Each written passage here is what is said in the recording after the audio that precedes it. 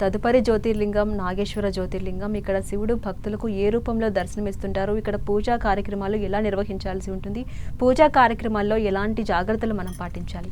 ఇక్కడ నాగేశ్వర లింగం పేరులోనే నాగలింగంగా ఉంటుంది కాబట్టి తను నాగరూపంగా మనకు దర్శివ్వటం అనేది జరుగుతుంటుంది. ఈ జ్యోతిర్లింగం చాలా పవర్ఫుల్ అండి. అన్ని జ్యోతిర్లింగాల కన్నా ఒక ఎత్తు, ఈ యొక్క నాగలింగేశ్వర స్వామి జ్యోతిర్లింగం ఒక ఎత్తు.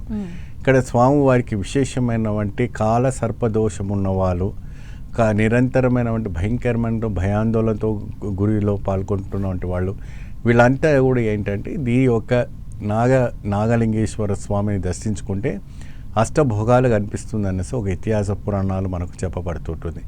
స్వామివారికి ఉదయాన్నే అభిషేకము, అర్చన, పూజ కార్యక్రమాలన్నీ చేస్తూ ఉంటారు. శాలిగ్రామ రూపంగా మనకు దర్శిస్తుంటారు. అది కృష్ణశీల విగ్రహంగా మనం భావించి దాన్ని సేవిస్తూ ఉంటుంటాము. ఈ నాగలింగేశ్వర స్వామిని దర్శించుకుంటే అష్టభోగాలు కనిపిస్తాయని, అష్టైశ్వర్యాలు సిద్ధిస్తాయని మనకు చెప్పడం జరుగుతుంది. అలాగే రాశుల పరంగా చూసుకుంటే మీనరాశి వాళ్ళు ఈ జ్యోతిర్లింగాన్ని దర్శించుకోవాలి అని చెప్తుంటారు. కేవలం మీనరాశి వారు మాత్రమేనా, లేక మిగతా రాశుల వాళ్ళు కూడా ఈ నాగేశ్వర జ్యోతిర్లింగాన్ని దర్శించుకుంటే ఎలాంటి ఫలితాలు పొందొచ్చు? అన్ని రాశి వాళ్ళు కూడా కలవడానికి మంచి ఆస్కారం ఉంటుందమ్మా. మీనరాశి అనే కాదు, సకల రాశులు కూడా వెళ్ళి దర్శనం చేసుకోవచ్చు.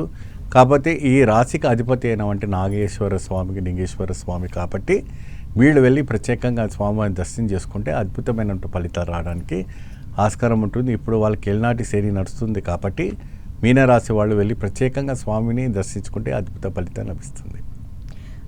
అలాగే గురువుగారు